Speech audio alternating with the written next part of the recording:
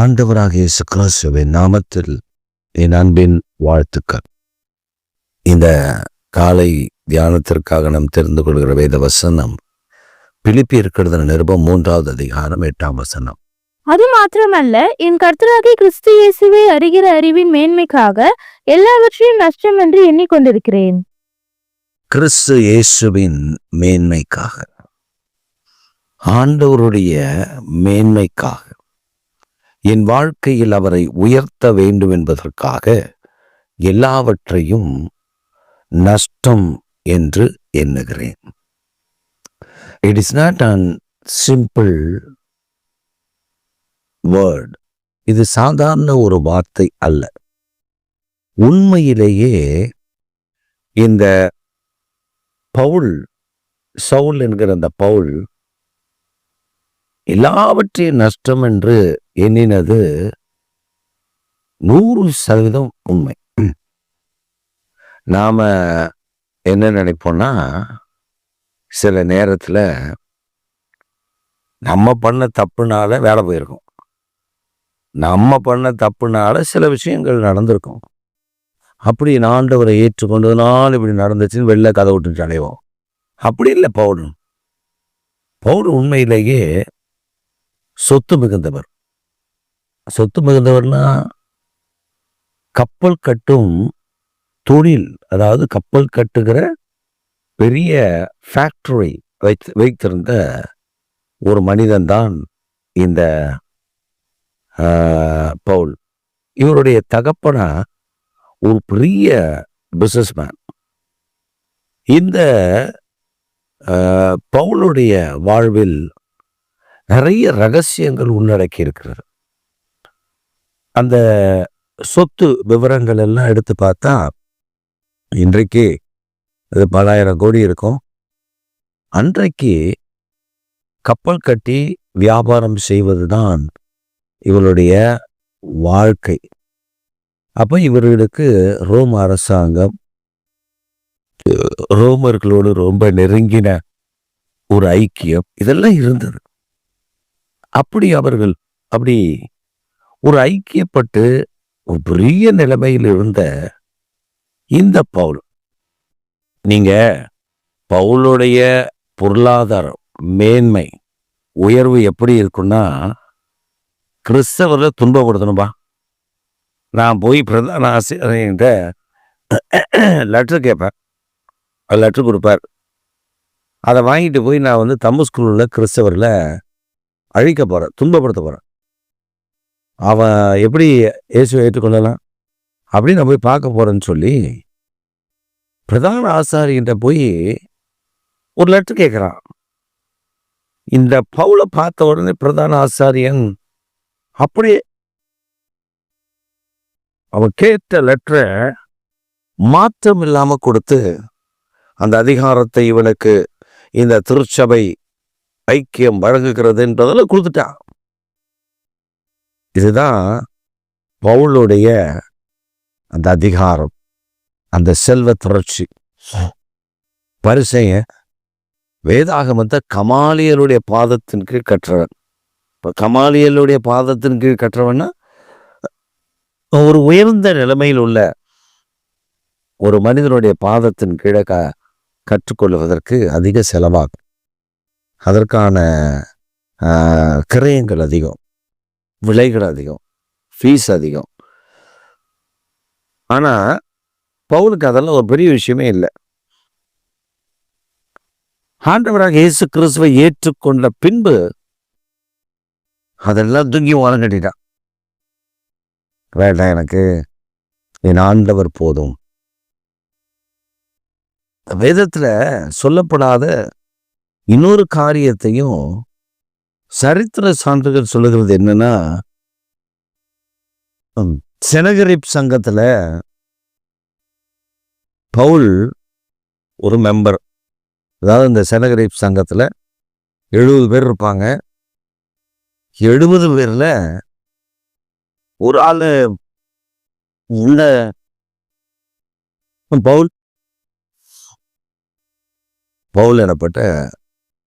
சவுல் எனப்பட்ட பவுல்.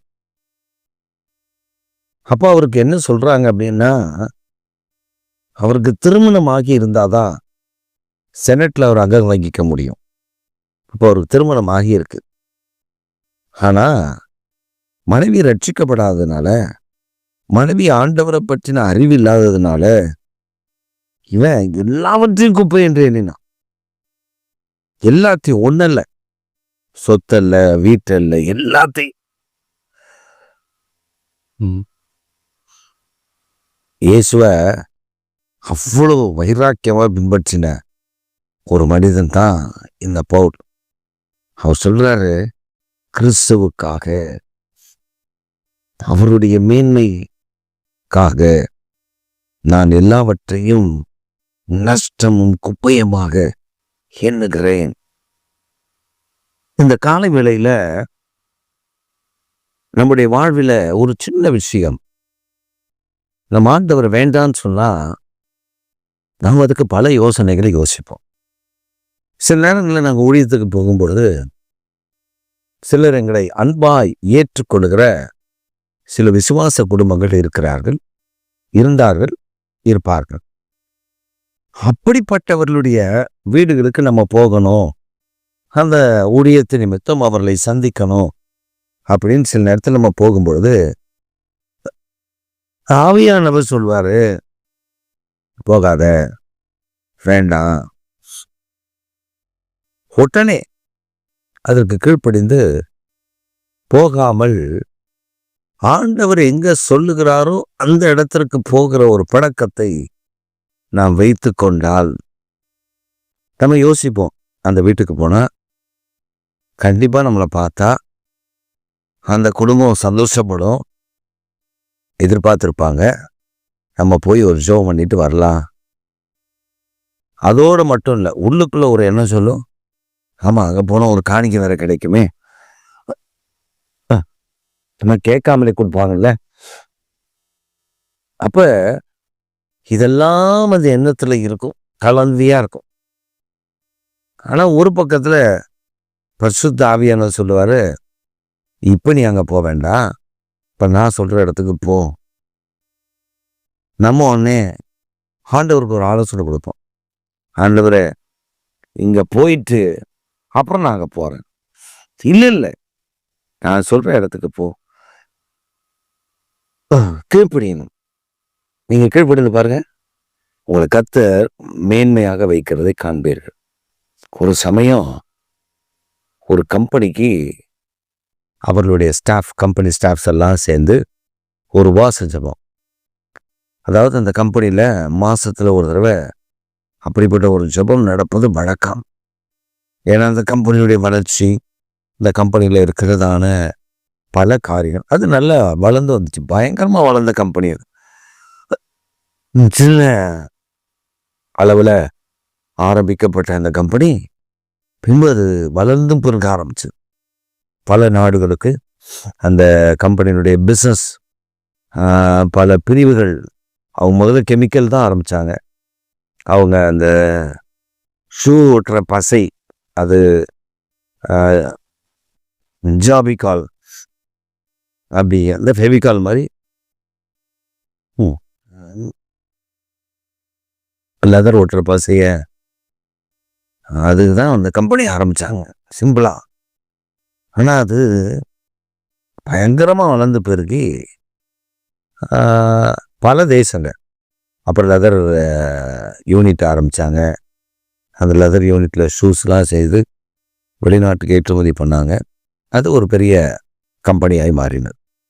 அந்த கம்பெனியில் விசுவாசிகள்லாம் சேர்ந்து அதில் வேலை செய்கிற கொஞ்சம் பேர் விசுவாசிகள், நான் கிறிஸ்டியன்ஸும் கூட. ஆனால் ஜெபம்னா எல்லாருமே வந்து உட்காந்துருவாங்க. யாரையும் அந்த ஓனர் போய் கூட மாட்டார், நீ வாப்பாலாம் சொல்ல மாட்டார். உபவாச ஜெபம் அப்படின்னு சொல்லிட்டா போதும், எல்லாரும் வந்துடுவாங்க. அப்போ அந்த மாதம் நான் அழைக்கப்பட்டிருந்தேன், செய்தி கொடுப்பதற்காக நான் அழைக்கப்பட்டிருந்தேன். அப்போ அந்த அழைக்கப்பட்டிருந்த போது நான் கிளம்பிட்டேங்கிறது. கிளம்புனா வண்டியில் பெட்ரோல் இல்லை. நான் நடந்து பார்க்குறேன், இந்த வண்டி எவ்வளோ தூரம் போகும்னு. அது ஒரு குறிப்பிட்ட தூரம் போகும், அதற்கு பின்பு போகாது. எனக்கு நல்லா தெரியும். வேற வழி இல்லை. யாருக்கிட்டையும் போய் நம்ம காசும் கேட்க முடியாது அந்த நேரத்தில். அப்படிப்பட்ட ஒரு சூழல். நான் யார்கிட்டையும் காசு கேட்டும் பழக்கம் இல்லை. அப்போ நான் என் வண்டியை ஸ்டார்ட் பண்ணி எடுத்துக்கிட்டேன். வண்டி போகுது. நான் நினைத்த தூரத்தை விட அது அதிக தூரம் போயிடுச்சு. போய் அந்த கம்பெனிக்கு ஒரு 1 கிலோமீட்டர் தூரத்தில் நின்றுச்சு. நான் சாச்சரிச்செல்லாம் வேலைக்கு ஆகாது. அப்போ நான் 1 கிலோமீட்டர் தானே தள்ளிட்டு போயிடலான்னு சொல்லிட்டு கண்ணு தள்ளிட்டு, இது ஜோம் பண்ணி ஆண்டவர் போனார். ஜோம் பண்ணி தான் நான் வரேன். இந்த வாகனத்தை கொண்டு ஒரு பக்கமாக நிறுத்திட்டு நான் உள்ளே போகிறேன். வேர்த்திருக்கும்ல, வண்டியே ஒரு வெயிலில் தள்ளிட்டு வந்தால் எப்படி இருக்கும், வேர்த்தலாக இருந்துச்சு. அப்போ அந்த ஓனர் வந்துட்டார். என்ன பாஸ்டர், ஏன் இப்படி வேர்த்திருக்கு உங்களுக்கு, என்னாச்சு, வண்டி ரிப்பேரா அப்படின்னு நான் ஒன்றுமே சொல்லலை. அவராக கேட்டார்.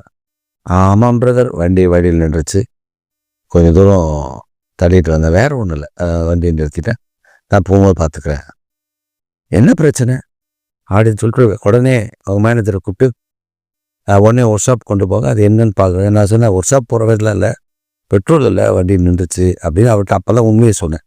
உடனே அவர் ஒரு ஃபோன் பண்ணியிருக்கலாமே அப்படின்னு சொல்லிட்டு அவர் வேறு ஒன்றுமே சொல்ல. உடனே மேனேஜர்கிட்ட சொன்னார், அந்த வண்டியை எடுத்துகிட்டு போங்க அப்படின்ட்டார். உடனே மேனேஜரும் அந்த வண்டியை எடுத்துகிட்டு போகிறாங்க. பக்கத்துலேயே பெட்ரோல் பங்க் இருக்கு போல, எனக்கு தெரியாது. அப்புறம் கொஞ்சம் தூரம் அவங்க தள்ளி கொண்டு போய் பெட்ரோல்லாம் போட்டு வண்டியை கொண்டு வந்து நிறுத்தி, நான் வரும்போது ஜெபமெல்லாம் முடித்து எல்லோரும் வந்துட்டாங்க. எல்லோரும் வந்தோடனே எல்லாருக்கும் ஜெபம், அந்த ஆராதனை உபவாசமெல்லாம் முடித்து அப்புறம் எல்லாருக்கும் சாப்பாடு கொடுத்து நாங்கள் திரும்ப வரும்பொழுது அவர் சொன்னார், இங்கே நம்ம கம்பெனிக்கு வரும்போது இந்த மாதிரி ஏதாவது ஒரு இஷ்யூஸ் உங்களுக்கு வழியில் ஆயிடுச்சுன்னா உடனே கால் பண்ணுங்க பாஸ்டர், நீங்கள் தள்ளிட்டுலாம் வரக்கூடாது, நம்மகிட்ட நிறைய கார்கள் இருக்குது, ஒன்று அனுப்பி உங்களை பிக்கப் பண்ணிக்குவோம், அதுக்கப்புறம் அவங்க ஸ்டாஃப்ஸ் பார்த்துக்குவாங்க வண்டியை, அவங்க ஏதோ வேனில் போட்டு எடுத்துகிட்டு வந்துடுவாங்க, நீங்கள் கவலைப்படுறீங்க அப்படின்னு சொல்லி அந்த சொன்னார். அப்போ தேவன் சொல்லி நம்ம ஒரு இடத்துக்கு போகும்போது அங்கே நமக்கு கிடைக்கக்கூடிய கணம் வேறு. ஆனால் இது தேவன் சொல்லலை, நானாக கேட்குறேன், ப்ரேயர் பண்ண வரேன் பிரதர், ஆவியானவர் ஏவனார் கீவனார்னு ஏதாவது ஒரு பொய்யை சொல்லி நான் போகிறேன்னு வச்சுக்கோங்களேன். ஆவியானவர் சொல்லாமலே, ஆவியானவர் அதை பற்றி என்கிட்ட ஒரு உணர்வுமே உணர்த்தாமலே நான் போகிறேன்னா அங்கே நான் அவமானப்பட்டு தான் நிற்கிறேன். அப்போ தேவன் சொல்லி நம்ம ஒரு காரியத்தை ஆவியானவர் பரிசுத்த ஆவியான நம்ம இன்சஸ்ட் பண்ணி நம்ம அந்த இடத்துக்கு போகும்போது ஆண்டவருடைய பலத்த கிரியைகளை நம்ம பார்க்க முடியும். நஷ்டம் இல்லாமல் கர்த்தர் நம்மை வழி நடத்துவார். ஆனால் பவுல் எல்லாவற்றையும் நஷ்டம் என்று எண்ணினான். நம்ம ஒரு சின்ன விஷயத்தை கூட நஷ்டப்பட விட மாட்டோம். ஒரு சின்ன விஷயத்த ஆண்டவர் சொல்லுவார், இது வேண்டாம் அப்படின்னு சொல்லுவார். சரி ஆண்டவர், நான் சர்ச்சுக்கு போகும்போது போட மாட்டேன், வெளில போகும்போது போட்டுக்குவேன். ஒரு அம்மா அப்படிதான், நான் லோக்கலில் இருக்கும்போது லிப்ஸ்டிக் போட மாட்டேன், மை போட மாட்டேன், மேக்கப் செட்டெல்லாம் நான் போட மாட்டேன், நெயில் பாலிஷ் விட மாட்டேன். நான் வெளியில் போயிட்டா என் மாநிலத்தை விட்டு அடுத்த மாநிலத்துக்கு போயிட்டேன்னா அங்கே என்னை கட்டுக்காதீங்க, அங்கே நான் போட்டுக்குவேன்.